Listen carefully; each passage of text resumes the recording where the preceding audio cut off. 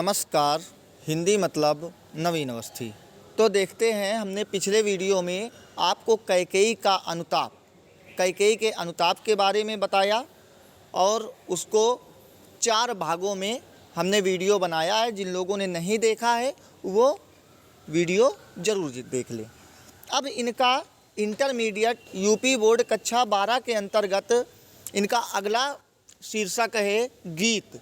गीत को भी साकेत से लिया गया है। गीत को भी साकेत से लिया गया है।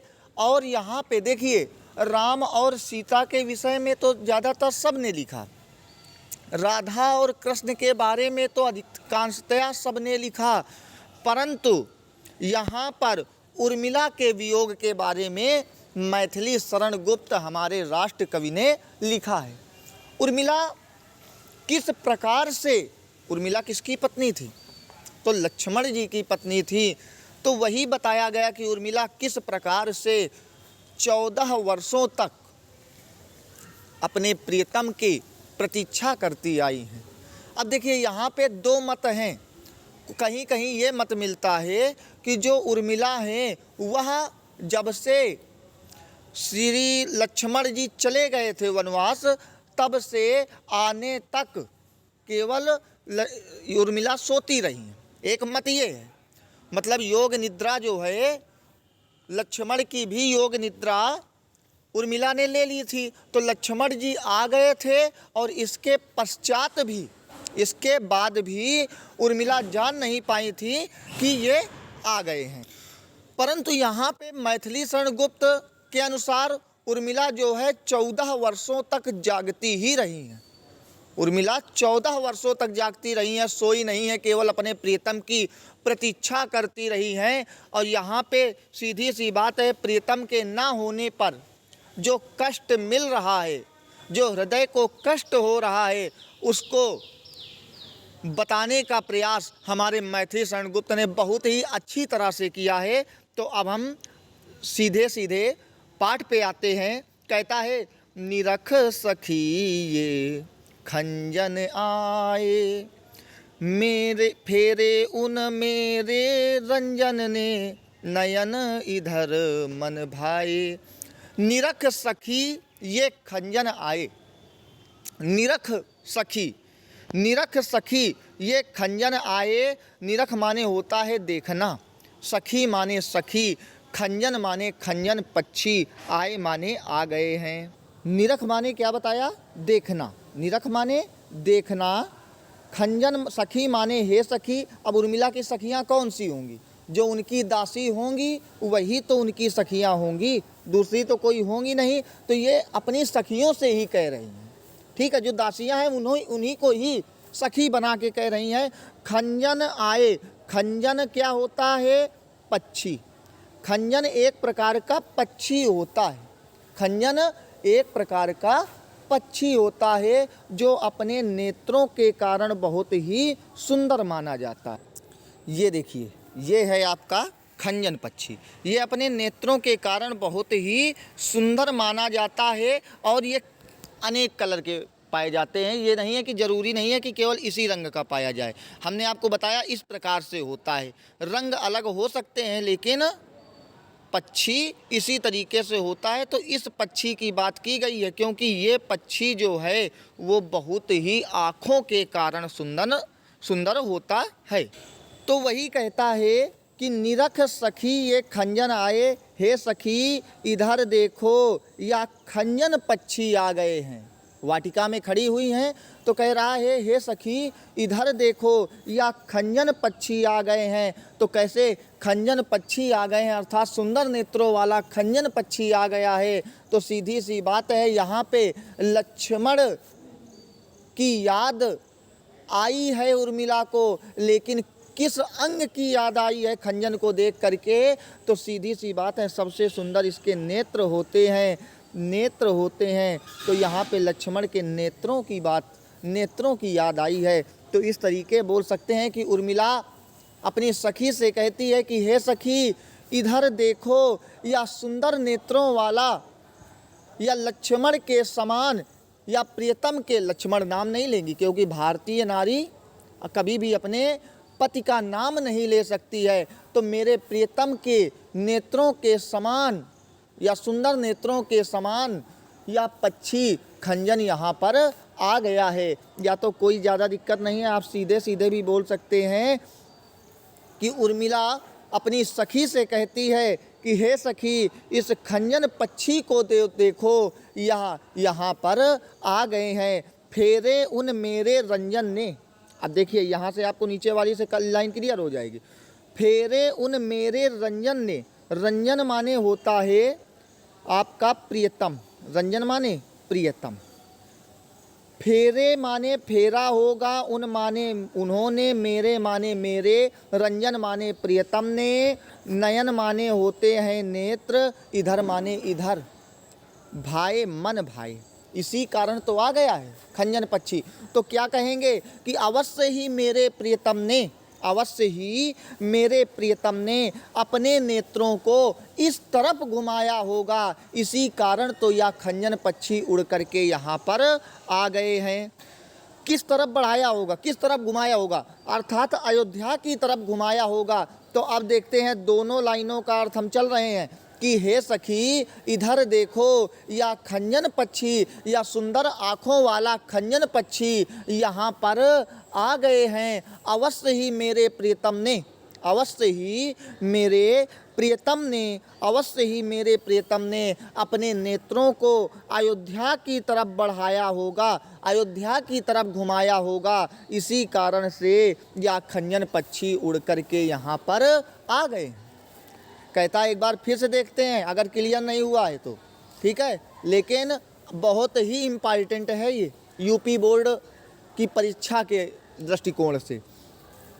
तो कहता है उर्मिला अपनी सखी से कहती है कि हे सखी, यह सुंदर नेत्रों वाले खंजन पक्षी यहाँ पर आ गए हैं। अवश्य ही मेरे प्रियतम ने जंगल से अपने नेत्रों को इस अयोध्या की तरफ घुमाया होगा, इसी कारण तो यह खंजन पक्षी उड़ करके यहाँ पर आ गए हैं।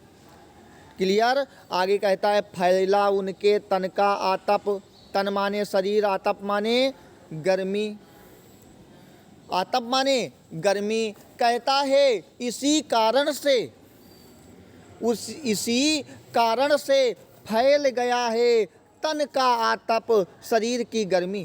तभी तो उनके शरीर की गर्मी इस वातावरण में फैल गई है, उनके शरीर की गर्मी इस वातावरण में फैल गई है। मन से सरसराए, तो मेरा मन माने हृदय, मन माने हृदय, सर माने तालाब, सर माने क्या होता है, तालाब होता है। सरसराए का मतलब हो जाएगा सरसराहट की आवाज़ करना।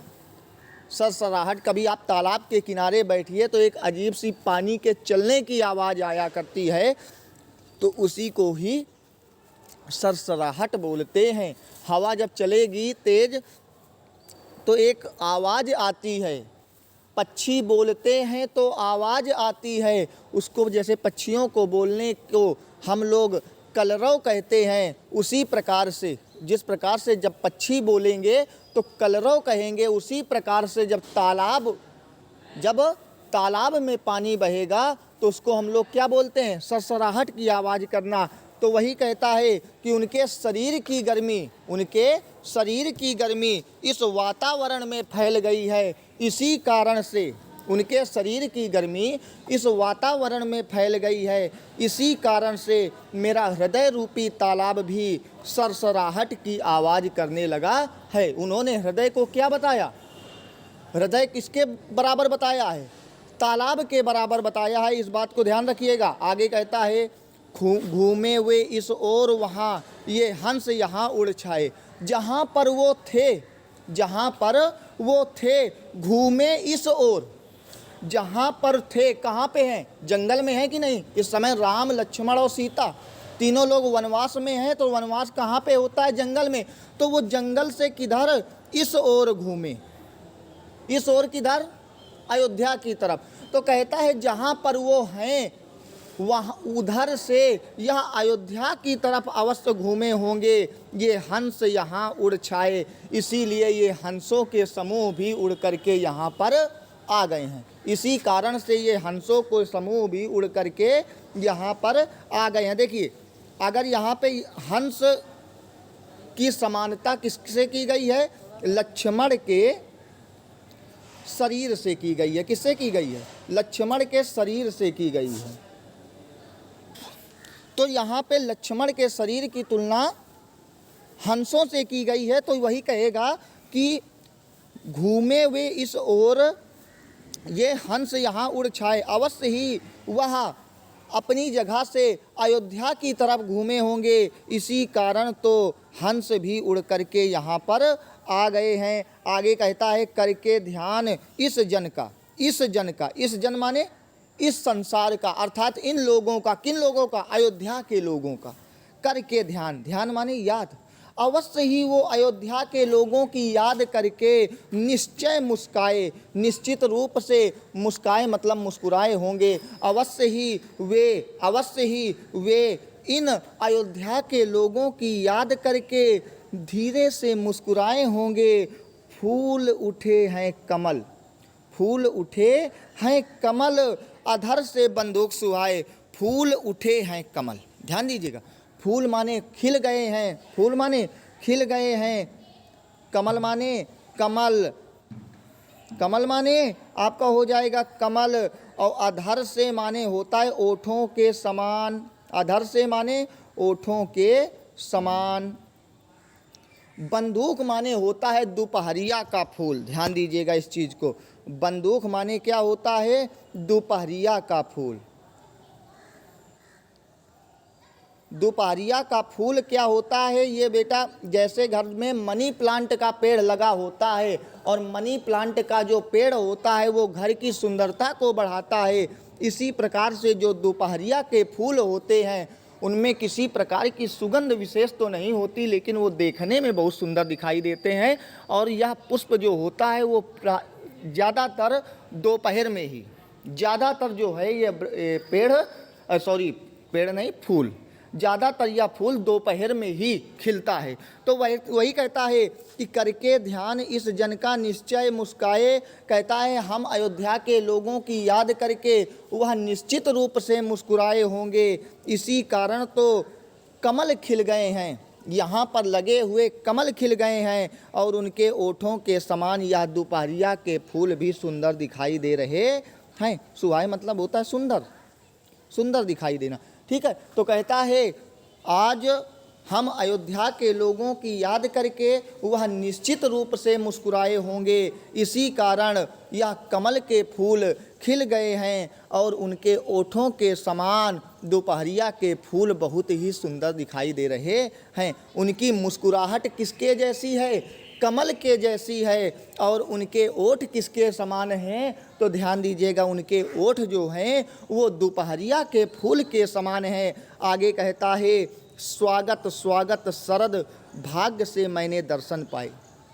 स्वागत स्वागत, उर्मिला कहती है स्वागत है, फिर स्वागत, तुम्हारा अभिनंदन है शरद, हे शरद ऋतु, हे शरद ऋतु। शरद ऋतु किसको बोलते हैं? तो जो जाड़े की ऋतु होती है, ठंडियों की ऋतु होती है, उसको हम लोग शरद ऋतु बोलते हैं।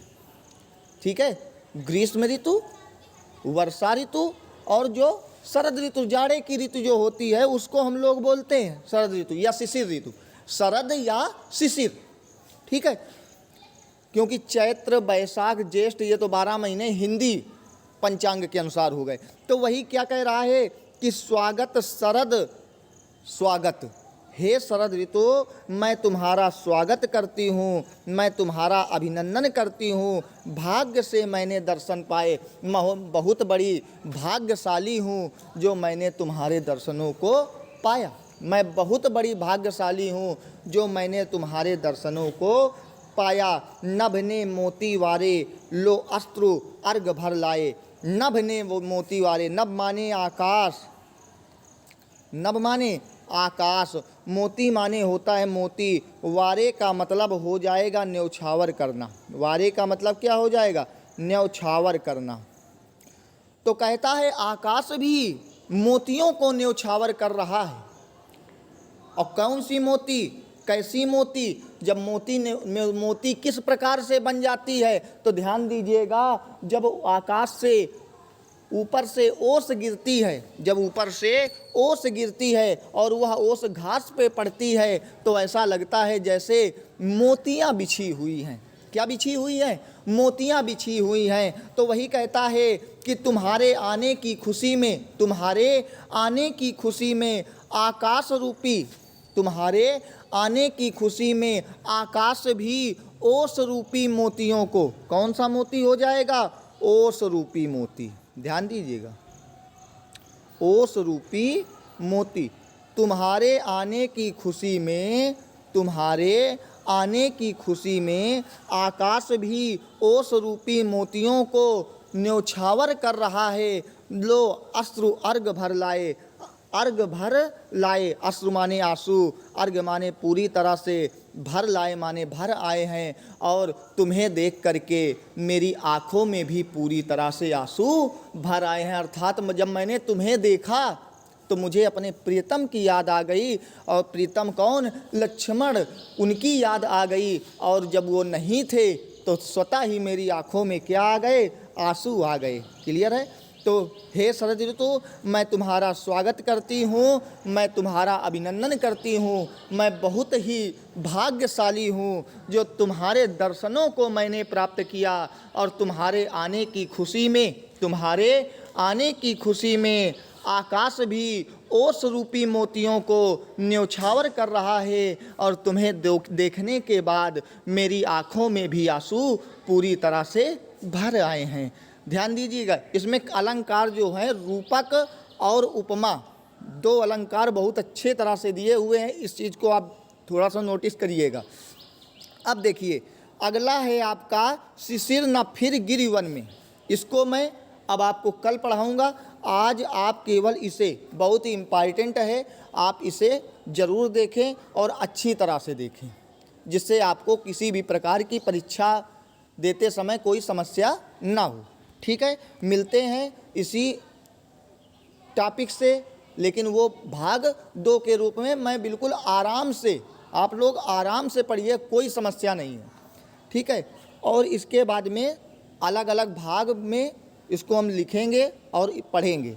ठीक है, अब क्या है अगली बात, जो इसमें जितना है वो सब साकेत के माध्यम से, मतलब साकेत रचना के माध्यम से उर्मिला की वियोग व्यथा जितनी है, 4 जो हैं इसमें 4 आपके पद आएंगे। कितने पद आएंगे? 4 पद आएंगे। तो आप उससे बिल्कुल बेफिक्र रहिएगा। ये पहला इम्पॉर्टेंट है। और इसके बाद में आपका जो है मुझे फूल मत मारो, ये भी बहुत ज़्यादा इम्पॉर्टेंट है।